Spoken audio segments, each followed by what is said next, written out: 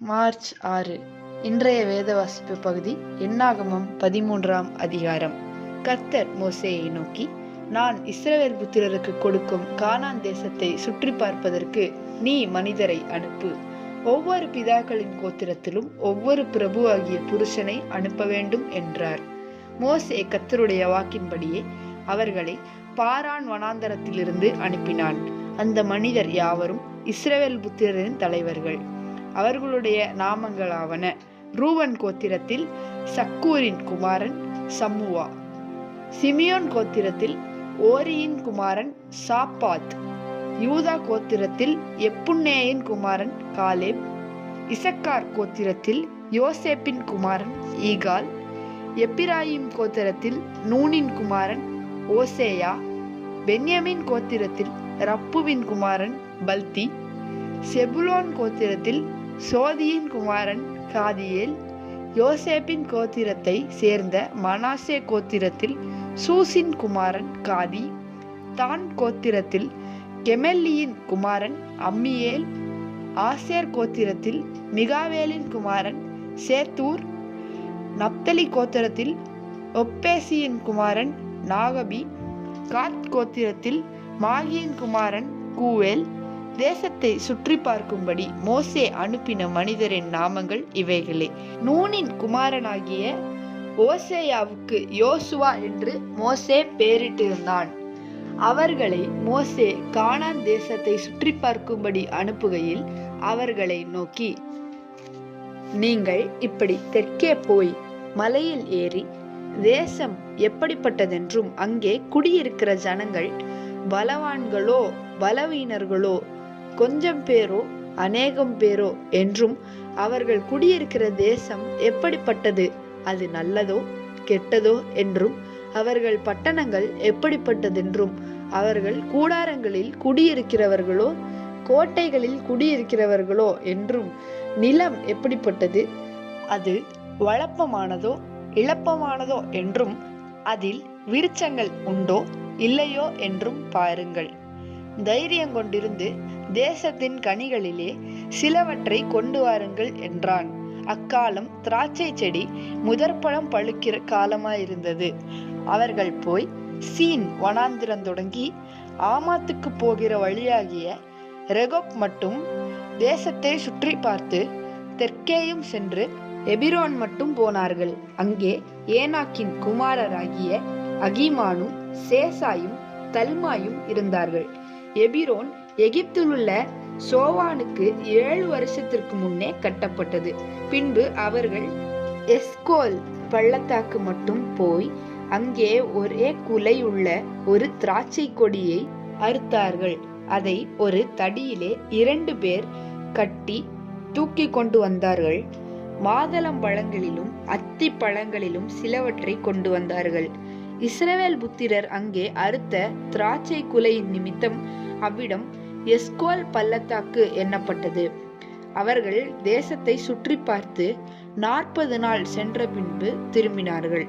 அவர்கள் பாரான் வனாந்தரத்தில் இருக்கிற காதேசுக்கு வந்து மோசே ஆரோன் என்பவர்களிடத்திலும் இஸ்ரவேல் புத்திரராகிய சபையார் எல்லாரிடத்திலும் சேர்ந்து அவர்களுக்கும் சபையார் அனைவருக்கும் சமாச்சாரத்தை அறிவித்து தேசத்தின் கனிகளை அவர்களுக்கு காண்பித்தார்கள். அவர்கள் மோசேயை நோக்கி, நீர் எங்களை அனுப்பின தேசத்துக்கு நாங்கள் போய் வந்தோம். அது பாலும் தேனும் ஓடுகிற தேசம்தான். பட்டணங்கள் அரணிப்பானவைகளும் மிகவும் பெரியவைகளுமாய் இருக்கிறது. அங்கே ஏனாக்கின் குமாரரையும் கண்டோம். அமலேக்கியர் தென்புறமான தேசத்தில் குடியிருக்கிறார்கள். ஏத்தியரும் எபூசியரும் எமோரியரும் மலைநாட்டில் குடியிருக்கிறார்கள். கானானியர் கடல் அருகேயும் யோர்தான் அண்டையிலும் குடியிருக்கிறார்கள் என்றார்கள். அப்பொழுது காலேப் மோசேக்கு முன்பாக ஜனங்களை அமர்த்தி, நாம் உடனே போய் அதை சுதந்தரித்துக் கொள்வோம், நாம் அதை எளிதாய் ஜெயித்து கொள்ளலாம் என்றான். அவனோடே கூட போய் வந்த மனிதரோ, நாம் போய் அந்த ஜனங்களோட எதிர்க்க நம்மாலே கூடாது, அவர்கள் நம்மை பார்க்கிலும் பலவான்கள் என்றார்கள். நாங்கள் போய் சுற்றி பார்த்து வந்த அந்த தேசம் தன் குடிகளை பட்சிக்கிற தேசம். நாங்கள் அதிலே கண்ட ஜனங்கள் எல்லாரும் மிகவும் பெரிய ஆட்கள். அங்கே ராட்சத பிறவியான ஏனாக்கின் குமாரராகிய ராட்சதரையும் கண்டோம். நாங்கள் எங்கள் பார்வைக்கு வெட்டுக்கிளிகளைப் போல் இருந்தோம், அவர்கள் பார்வைக்கும் அப்படியே இருந்தோம் என்று சொல்லி, இப்படி இஸ்ரவேல் புத்திரருக்குள்ளே தாங்கள் சுற்றி பார்த்து வந்த தேசத்தை குறித்து துர்ச்செய்தி பரம்ப செய்தார்கள். என்னாகமம் 14ஆம் அதிகாரம். அப்பொழுது சபையார் எல்லாரும் கூக்குரலிட்டு புலம்பினார்கள். ஜனங்கள் அன்று ராம் முழுதும் அழுது கொண்டிருந்தார்கள். இஸ்ரவேல் புத்திரர் எல்லாரும் மோசேக்கும் ஆரோனுக்கும் விரோதமாக முறுமுறுத்தார்கள். சபையார் எல்லாரும் அவர்களை நோக்கி, எகிப்து தேசத்திலே செத்து போனோமானால் நலமாயிருக்கும், இந்த வனாந்திரத்திலே நாங்கள் செத்தாலும் நலம். நாங்கள் பட்டயத்தால் மடியும்படிக்கும் எங்கள் பெண் ஜாதிகளும் பிள்ளைகளும் கொள்ளையாகும்படிக்கும் கர்த்தர் எங்களை இந்த தேசத்துக்கு கொண்டு வந்தது என்ன? எகிப்துக்கு திரும்பி போகிறதே எங்களுக்கு உத்தமம் அல்லவோ என்றார்கள். பின்பு அவர்கள், நாம் ஒரு தலைவனை ஏற்படுத்தி கொண்டு எகிப்துக்கு திரும்பி போவோம் வாருங்கள் என்று ஒருவரோடொருவர் சொல்லிக் கொண்டார்கள். அப்பொழுது மோசேயும் ஆரோனும் இஸ்ரவேல் புத்திரரின் சபையாராகிய எல்லா கூட்டத்தாருக்கு முன்பாகவும் முகங்குப்புற விழுந்தார்கள். தேசத்தை சுற்றி பார்த்தவர்களில் நூனின் குமாரனாகிய யோசுவாவும் எப்புன்னேயின் குமாரனாகிய காலேபும் தங்கள் வஸ்திரங்களை கிழித்து கொண்டு இஸ்ரவேல் புத்திரரின் சமஸ்த சபையையும் நோக்கி, நாங்கள் போய் சுற்றி பார்த்து சோதித்த தேசம் மகா நல்ல தேசம். கர்த்தர் நம்மேல் பிரியமாயிருந்தால் அந்த தேசத்திலே நம்மை கொண்டு போய் பாலும் தேனும் ஓடுகிற அந்த தேசத்தை நமக்கு கொடுப்பார். கர்த்தருக்கு விரோதமாக மாத்திரம் கலகம் பண்ணாதிருங்கள். அந்த தேசத்தின் ஜனங்களுக்கு நீங்கள் பயப்பட வேண்டியதில்லை, அவர்கள் நமக்கு இரையாவார்கள். அவர்களை காத்த நிழல் அவர்களை விட்டு விலகி போயிற்று. கர்த்தர் நம்மோடே இருக்கிறார், அவர்களுக்கு பயப்பட வேண்டியதில்லை என்றார்கள். அப்பொழுது அவர்கள் மேல் கல்லெறிய வேண்டும் என்று சபையார் எல்லாரும் சொன்னார்கள். உடனே கர்த்தருடைய மகிமை ஆசரிப்பு கூடாரத்தில் இஸ்ரவேல் புத்திரர் எல்லாருக்கும் முன்பாக காணப்பட்டது. கர்த்தர் மோசேயை நோக்கி, ஏது வரைக்கும் இந்த ஜனங்கள் எனக்கு கோபம் உண்டாக்குவார்கள்? தங்களுக்குள்ளே நான் காட்டின சகல அடையாளங்களையும் அவர்கள் கண்டும் ஏது வரைக்கும் என்னை விசுவாசியாதிருப்பார்கள்? நான் அவர்களை கொள்ளை நோயினால் வாதித்து சுதந்திரத்துக்கு புறம்பாக்கி போட்டு அவர்களை பார்க்கிலும் உன்னை பெரிதும் பலத்ததுமான ஜாதியாக்குவேன் என்றார். மோசே கர்த்தரை நோக்கி, எகிப்தியர் இதை கேட்பார்கள், அவர்கள் நடுவில் இருந்து உம்முடைய வல்லமையினாலே இந்த ஜனங்களை கொண்டு வந்தீரே.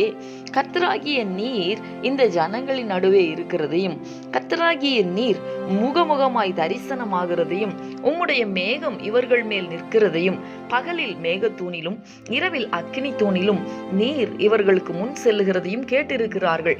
இந்த தேசத்தின் குடிகளுக்கும் சொல்லுவார்கள், ஒரே மனிதனை கொல்லுகிறது போல இந்த ஜனங்களை எல்லாம் நீர் கொல்வீரானால் அப்பொழுது உம்முடைய கீர்த்தியை கேட்டிருக்கும் புறஜாதியார் கர்த்தர் அந்த ஜனங்களுக்கு கொடுப்போம் என்று ஆணையிட்டிருந்த தேசத்திலே அவர்களை கொண்டு போய் விடக்கூடாதே போனபடியினால் அவர்களை வனாந்திரத்திலே கொன்று போட்டார் என்பார்களே.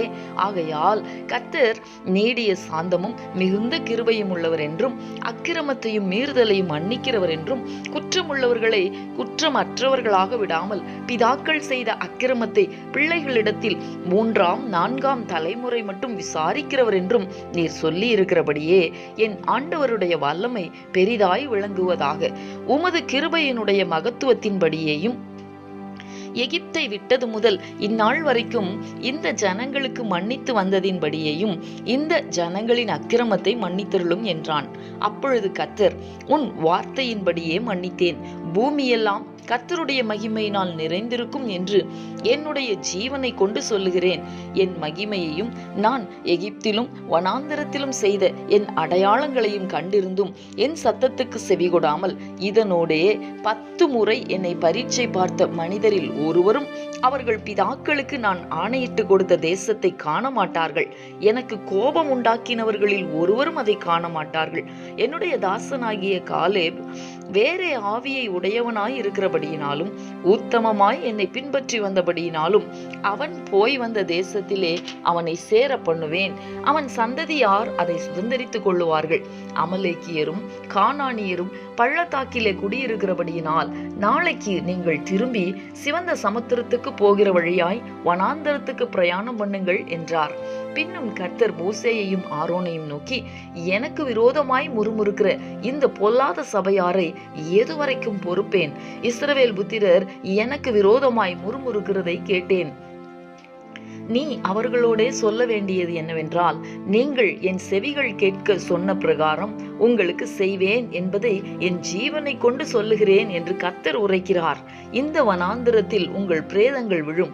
உங்களில் 20 வயது முதல் அதற்கு மேற்பட்டவர்களாக எண்ணப்பட்டு உங்கள் தொகைக்கு உட்பட்டவர்களும் எனக்கு விரோதமாய் முறுமுறுத்திருக்கிறவர்களும் ஆகிய அனைவரின் பிரேதங்களும் விழும். எப்புன்னேயின் குமாரன் காலேபும் நூனின் குமாரன் யோசுவாவும் தவிர மற்றவர்களாகிய நீங்கள் நான் உங்களை குடியேற்றுவேன் என்று ஆணையிட்டு கொடுத்த தேசத்தில் பிரவேசிப்பதில்லை. கொள்ளையாவார்கள் என்று நீங்கள் சொன்ன உங்கள் குழந்தைகளையோ நான் அதில் பிரவேசிக்க செய்வேன். நீங்கள் அசட்டை பண்ணின தேசத்தை அவர்கள் கண்டறிவார்கள். உங்கள் பிரேதங்களோ இந்த வனாந்தரத்திலே விழும். அவைகள் வனாந்தரத்திலே விழுந்து தீரும் மட்டும் உங்கள் பிள்ளைகள் 40 வருஷம் வனாந்தரத்திலே திரிந்து நீங்கள் சோரம் போன பாதகத்தை சுமப்பார்கள். நீங்கள் தேசத்தை சுற்றி பார்த்த 40 நாள் இலக்கத்தின்படியே ஒவ்வொரு வருஷமாக நீங்கள் 40 வருஷம் உங்கள் அக்கிரமங்களை சுமந்து என் உடன்படிக்கைக்கு வந்த மாறுதலை உணர்வீர்கள். கர்த்தராகிய நான் இதை சொன்னேன். எனக்கு விரோதமாய் கூட்டங்கூடின இந்த பொல்லாத சபையார் யாவருக்கும் இப்படியே செய்வேன். இந்த வனாந்திரத்திலே அழிவார்கள், இங்கே சாவார்கள் என்று சொல் என்றார்.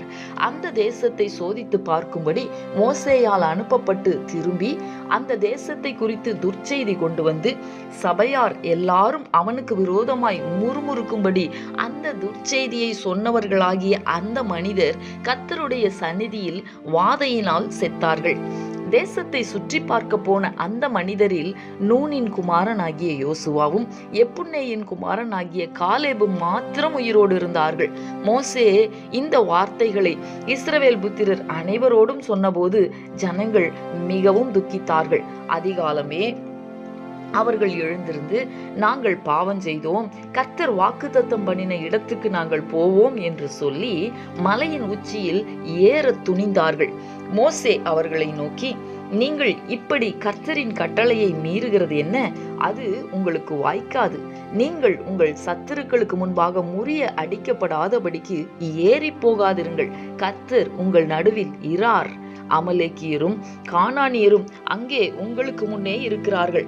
பட்டயத்தினால் விழுவீர்கள். நீங்கள் கர்த்தரை விட்டு பின்வாங்கினபடியால் கர்த்தர் உங்களோடே இருக்க மாட்டார் என்றான். ஆனாலும் அவர்கள் மலையின் உச்சியில் ஏற துணிந்தார்கள். கர்த்தருடைய உடன்படிக்கையின் பெட்டியும் மோசேயும் பாளையத்தை விட்டு போகவில்லை. அப்பொழுது அமலேக்கியரும் கானானியரும் அந்த மலையிலே இருந்து இறங்கி வந்து அவர்களை முறிய அடித்து அவர்களை ஓர்மா மட்டும் துரத்தினார்கள். சங்கீதம் 65. தேவனே, சீயோனில் உமக்காக துதியானது அமைந்து காத்திருக்கிறது. பொருத்தனை உமக்கு செலுத்தப்படும். ஜெபத்தை கேட்கிறவரே, மாம்சமான யாவரும் உம்மிடத்தில் வருவார்கள். அக்கிரம விஷயங்கள் என் மேல் மிஞ்சி வல்லமை கொண்டது. தேவரீரோ எங்கள் மீறுதல்களை நிவிர்த்தியாக்குகிறீர். உம்முடைய பிரகாரங்களில் வாசமாயிருக்கும்படி நீர் தெரிந்து கொண்டு சேர்த்து கொள்ளுகிறவன் பாக்கியவான். உம்முடைய பரிசுத்த ஆலயமாகிய உமது வீட்டின் நன்மையால் திருப்தியாவோம். பூமியின் கடையாந்திரங்களிலும் தூரமான சமுத்திரங்களிலும் உள்ளவர்கள் எல்லாரும் நம்பும் நம்பிக்கையாய் இருக்கிற எங்கள் ரட்சிப்பின் தேவனே, நீர் பயங்கரமான காரியங்களை செய்கிறதினால் எங்களுக்கு நீதியுள்ள உத்தரவு அருளுகிறீர். வல்லமையை இடைகட்டி கொண்டு உம்முடைய பலத்தினால் பர்வதங்களை உறுதிப்படுத்தி சமுத்திரங்களின் மும்முரத்தையும் அவைகளுடைய அலைகளின் இரைச்சலையும் ஜனங்களின் அமளியையும் அமர்த்துகிறீர். கடையாந்திர இடங்களில் குடியிருக்கிறவர்களும் உம்முடைய அடையாளங்களின் நிமித்தம் பயப்படுகிறார்கள். காலையையும் மாலையையும் களிகூற பண்ணுகிறீர். தேவரீர் பூமியை விசாரித்து அதற்கு நீர் பாய்ச்சுகிறீர். தண்ணீர் நிறைந்த தேவ நதியினால் அதை மிகவும் செழிப்பாக்குகிறீர். இப்படி நீர் அதை திருத்தி அவர்களுக்கு தானியத்தை விளைவிக்கிறீர். அதன் வரப்புகள் தனியத்தக்கதாய் அதன் படைச்சால்களுக்கு தண்ணீர் இறைத்து அதை மழைகளால் கரைய பண்ணி அதன் பயிரை ஆசீர்வதிக்கிறீர். வருஷத்தை உம்முடைய நன்மையால் முடிசூட்டுகிறீர். உமது பாதைகள் நெய்யாய் பொழிகிறது, வனாந்திர தாபரங்களிலும் பொழிகிறது. மேடுகள் சுற்றிலும் பூரிப்பாயிருக்கிறது. மேய்ச்சலுள்ள வெளிகளில் ஆடுகள் நிறைந்திருக்கிறது. பள்ளத்தாக்குகள் தானியத்தால் மூடியிருக்கிறது. அவைகள் கெம்பீரித்து பாடுகிறது. மார்க்கு எழுதின சுவிசேஷம் 5ஆம் அதிகாரம் 1 முதல் 20 வசனங்கள் வரை. பின்பு அவர்கள் கடலுக்கு அக்கறையில் உள்ள கதரேனருடைய நாட்டில் வந்தார்கள். அவர் படவில் இருந்து இறங்கின உடனே அசுத்த ஆவியுள்ள ஒரு மனுஷன் பிரேத கல்லறைகளிலிருந்து அவருக்கு எதிராக வந்தான். அவனுடைய குடியிருப்பு கல்லறைகளிலே இருந்தது. அவனை சங்கிலிகளினாலும் கட்ட ஒருவனாலும் கூடாதிருந்தது. அவன் அநேகந்தரம் விலங்குகளினாலும் சங்கிலிகளினாலும் கட்டப்பட்டிருந்தும் சங்கிலிகளை முறித்து விலங்குகளை தகர்த்து போடுவான். அவனை அடக்க ஒருவனாலும் கூடாதிருந்தது. அவன் எப்பொழுதும் இரவும் பகலும் மலைகளிலும் கல்லறைகளிலும் இருந்து கூக்குரலிட்டு கல்லுகளினாலே தன்னை காயப்படுத்தி கொண்டிருந்தான். அவன் இயேசுவை தூரத்திலே கண்டபோது ஓடி வந்து அவரை பணிந்து கொண்டு, இயேசுவே, உன்னதமான தேவனுடைய குமாரனே, எனக்கும் உமக்கும் என்ன? என்னை வேதனைப்படுத்தாதபடிக்கு தேவன் பேரில் உமக்கு ஆணை என்று மிகுந்த சத்தமிட்டு சொன்னான். ஏனெனில் அவர் அவனை நோக்கி, அசுத்த ஆவியே, இந்த மனுஷனை விட்டு புறப்பட்டு போ என்று சொல்லி இருந்தார். அப்பொழுது அவர் அவனை நோக்கி, உன் பேர் என்னவென்று கேட்டார். அதற்கு அவன், நாங்கள் அநேகராயிருக்கிறபடியால் என் பேர் லேகியோன் என்று சொல்லி தங்களை அந்த திசையிலிருந்து துரத்தி விடாதபடிக்கு அவரை மிகவும் வேண்டிக் கொண்டான். அப்பொழுது அவ்விடத்தில் மலை அருகே அநேகம் பன்றிகள் கூட்டமாக மேய்ந்து கொண்டிருந்தது. அந்த பிசாசுகள் எல்லாம் அவரை நோக்கி, பன்றிகளுக்குள்ளே போகும்படி அவைகளுக்குள்ளே எங்களை அனுப்பும் என்று அவரை வேண்டிக் கொண்டன. இயேசு அவைகளுக்கு உத்தரவு கொடுத்த உடனே அசுத்த ஆவிகள் புறப்பட்டு பன்றிகளுக்குள் போயின. உடனே ஏறக்குறைய 2000 பன்றிகள் உள்ள அந்த கூட்டம் உயர்ந்த மேட்டிலிருந்து ஓடி கடலிலே பாய்ந்து கடலில் அமிழ்ந்து மாண்டது. பன்றிகளை மேய்த்தவர்கள் ஓடி இதை பட்டணத்திலும் சுற்றுப்புறங்களிலும் அறிவித்தார்கள். அப்பொழுது சம்பவித்ததை பார்க்கும்படி ஜனங்கள் புறப்பட்டு இயேசுவின் இடத்தில் வந்து, லேகியோனாகிய பிசாசுகள் பிடித்திருந்தவன் வஸ்திரம் தரித்து உட்கார்ந்து புத்தி தெளிந்திருக்கிறதை கண்டு பயந்தார்கள். பிசாசுகள் பிடித்திருந்தவனுக்கும் பன்றிகளுக்கும் சம்பவித்ததை கண்டவர்களும் அவர்களுக்கு விவரமாய் சொன்னார்கள். அப்பொழுது தங்கள் எல்லைகளை விட்டு போகும்படி அவரை வேண்டிக் கொள்ள தொடங்கினார்கள். அப்படியே அவர் படவில் ஏறுகிற பொழுது பிசாசு பிடித்திருந்தவன் அவரோடே கூட இருக்கும்படி தனக்கு உத்தரவு கொடுக்க அவரை வேண்டிக் கொண்டான். இயேசு அவனுக்கு உத்தரவு கொடாமல், நீ உன் இனத்தாரிடத்தில் உன் வீட்டிற்கு போய் கர்த்தர் உனக்கு இறங்கி உனக்கு செய்தவைகளெல்லாம் அவர்களுக்கு அறிவி என்று சொன்னார். அந்தபடி அவன் போய் இயேசு தனக்கு செய்தவைகளையெல்லாம் தெக்கப்போலி என்னும் நாட்டில் பிரசித்தம் பண்ண தொடங்கினான். எல்லாரும் ஆச்சரியப்பட்டார்கள்.